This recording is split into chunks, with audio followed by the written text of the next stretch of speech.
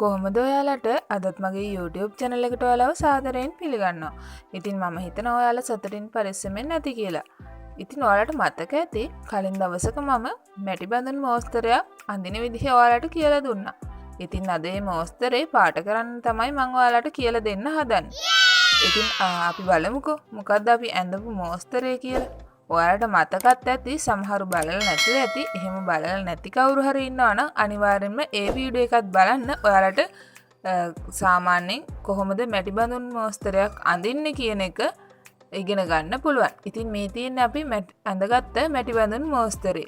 ඉතින් ඔයාලට මතක ඇති අපි මේක පැන්සලෙන් ඇඳේ නැහැ. ප්ලැටික් නම් එකෙන්මයි ඇඳගත්තේ. ඉතින් මෙන්න මේ සරල මෝස්තර ටික මම ඔයාලට පාට කරන්න තමයි කියලා දෙන්න යන්නේ. මෙන්න මේ මැටි බඳුනේ මෝස්තර ටික ඇරෙන්න මැටි බඳුන පේන ස්ථාන ටික අපි මැටි බඳුනට උචිත විදිහට තමයි පාට කරගන්න ඕනේ.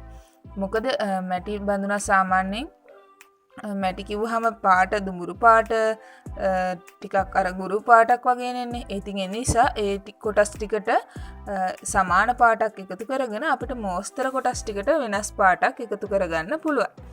ඉතින් මම මේ මෝස්තරේ පැස්ටල් වලින් තමයි පාට කරන්නේ. ඉතින් එහෙනම් අපි මෝස්තරේ පාට කරන්න පටන් ගමු.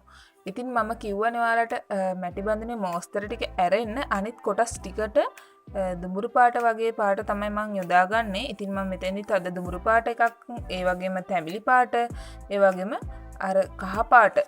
ඒ කියන්නේ කහ පාටමත් නෙමෙයි, ටිකක් දුඹුරු පාටට හුරු පාටක් තියෙනවා. ඒ පාට තමයි මම මෙතෙන්දි යොදාගන්නේ. ඉතින් මුලින්ම දුඹුරු පාටෙන් ඔයාලට පුළුවන් මැටි බඳුනට අවශ්‍ය කොටස් ටිකට දුඹුරු පාට එකතු කරගන්න. ඊට පස්සේ තැඹිලි පාටෙන් මිශ්‍ර කරලා අනිත් පාට එකෙන් මිශ්‍ර කරලා ඒ පාට ටික පාට කරගෙන ඉවර කරගමු.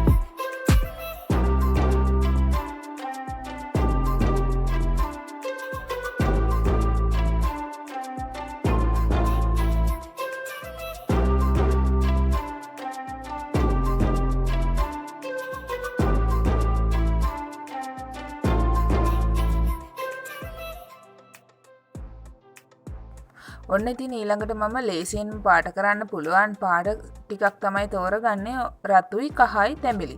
ඉතින් මේ රතු කහ තැඹිලි අපි ගොඩක් මෝස්තර වලට යොදා ගන්නවානේ. ඉතින් මම මෙතෙන්දී ඔයාලට පාට මිශ්‍ර කරලා පාට කරන විදිහ තමයි කියලා දෙන්නේ. ඔයාලට පුළුවන් මීට අමතරව ඔයාලගේ පාට පෙට්ටියේ තියෙන ඕනෙම පාටක් මේකට තෝරගන්න. ඉතින් මේ විදිහට මම රතු පාට මුලින්ම පාට කරන්න පටන් ගන්නෙ. ප්ලැටික් නම් එකකින් ඇඳලා තියෙන නිසා මේක වෙනත් කොහෙටවත් මිශ්‍ර වෙන්නේ නැති වෙන විදිහට මට මැද කොටසට කහ පාට එකතු කරගන්න පුළුවන් නිසා. ඉතින් මම මේ විදිහට රතු පාට ගාලා ඊට පස්සේ තැඹිලි පාටින් මිශ්‍ර කරලා ඊට පස්සේ කහ පාට තමයි එකතු කරගන්නේ.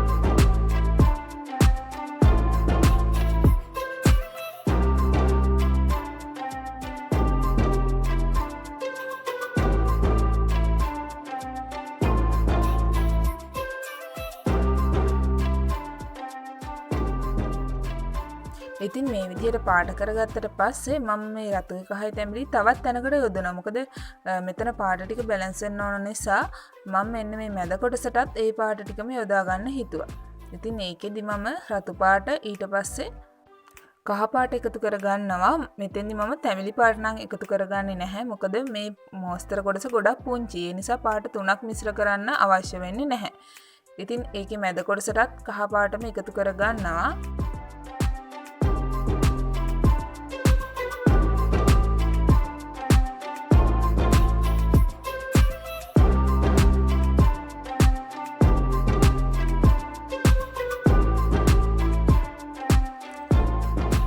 ඊට පස්සේ මම ඉතුරු ටික පාට කරන්න. ඉතුරු කොටස් ගොඩක් තියෙනවානේ. තව ඒවට පාට සමබර වෙන විදිහට පාට කරන්න මම මෙතෙන්දී නිල් පාටයි ලා නිල් පාටයි සුදුයි එකතු කරගන්නත් හිතුවා.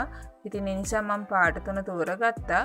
හැබැයි මම මෙතෙන්දී ලා නිලුයි තද නිලුයි තමයි පාවිච්චි කරේ. සුදු පාට පාවිච්චි කරේ නැහැ. මොකද සුදු පාට පාවිච්චි කරාම වර්ණ අර මැරෙනවා කියලා කියන්නේ. ඒ කියන්නේ වර්ණවල තියෙන දීප්තිමත් ගතිය නැති වෙනවා. ඉතින් ඒ නිසා මම තද නිල් පාට එකයි ලා නිල් පාට එකයි තමයි මෙතෙන්දී එකතු කරගත්තේ. ඔයාලට අනිත් චිත්‍ර පාට කරනකොට සුදු පාට එකතු කරගන්න පුළුවන්. හැබැයි දියසායම් වලදී නම් සුදු පාට එකතු කරගන්න එක එච්චර සුදුසු නැහැ. හරි. ඔන්න ඉතින් මම මේ නිල් පාට තවත් මෙන්න මේ වගේ තැන් කිහිපයකට එකතු කරලා මෝස්තරයට සමබර කරගන්නවා.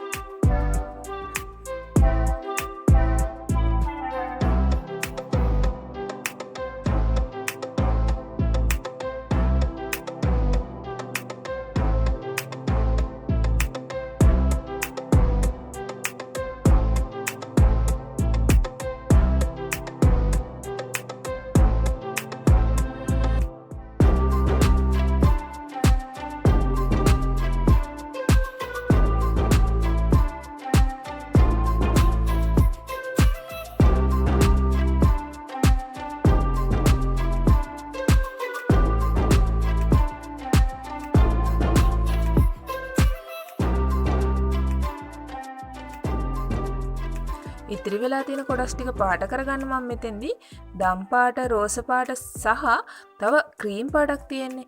එන්නේ ක්‍රීම් පාට තෝරගත්තා. ඉතින් මුලින්ම දම් පාටකින් මේ විදිහට පාට කරලා ඊට පස්සේ රෝස පාටකින් පාට කරලා ක්‍රීම් පාටකිනුත් පාට මිශ්‍ර කරලා නිමා කරගන්න තමයි හදන්නේ.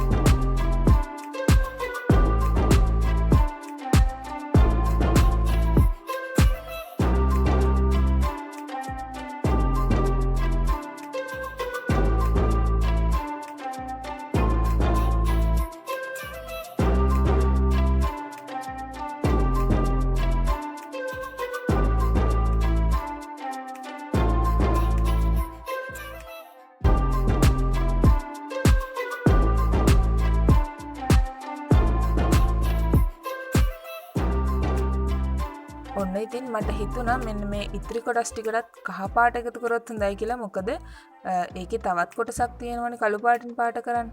ඉතින් ඒ ටික විතරක් කළු පාටින් පාට කරලා මේ මල් පෙති පෙති ඇතුලේ තියෙන කොටස් ටිකට කහ පාට එකතු කරගත්තා. ඊට පස්සේ මෙන්න මේ උඩ තීරුවටත් කහ පාටම එකතු කරගෙන පහළ තීරුවටත් කහ පාට එකතු කරගත්තා.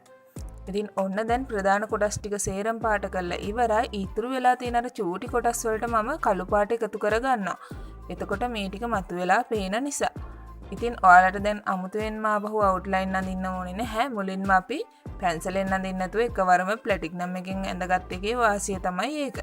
ඉතින් ඔන්න තව චූට්ටක් මෙන්න මේ විදිහට පාට කරලා ඒ හිස්තැන් ටිකත් නිමා කරගත්තට පස්සේ අපේ මැටි බඳුන් මෝස්තරේ අවසානයි පාට කරලා ඉතින් ඔයාලට අවසාන මෝස්තරේ කොහොමද පේන්නේ කියලා බලා ගන්න පුළුවන්. ඉතින් ඔයාලා අද වීඩියෝ එකකින් මොනවා හරි දෙයක් ඉගෙන ගත්තා නම් මේක තවත් කාට හරි වැදගත් වෙයි කියලා හිතෙනවා නම් අනිවාර්යයෙන්ම තවත් කාට හරි බලන්න ෂෙයා කරන්න. ඉතින් මේ වගේ අලුත් වීඩියෝ එකක් අරගෙන ඉක්මනටම ආයෙත් එන්නම්. ඉතින් ඔයාලගේ අදහසුත් පහලින් කමෙන්ට් කරන්න. තව කාට හරි බලන්න ෂෙයා කරන ගමන්ම අනිවාර්යෙන් YouTube channel එක subscribe කරලා තියාගන්න. ගිහින් එන්නම්. තවත් දවසක හමු වෙමු.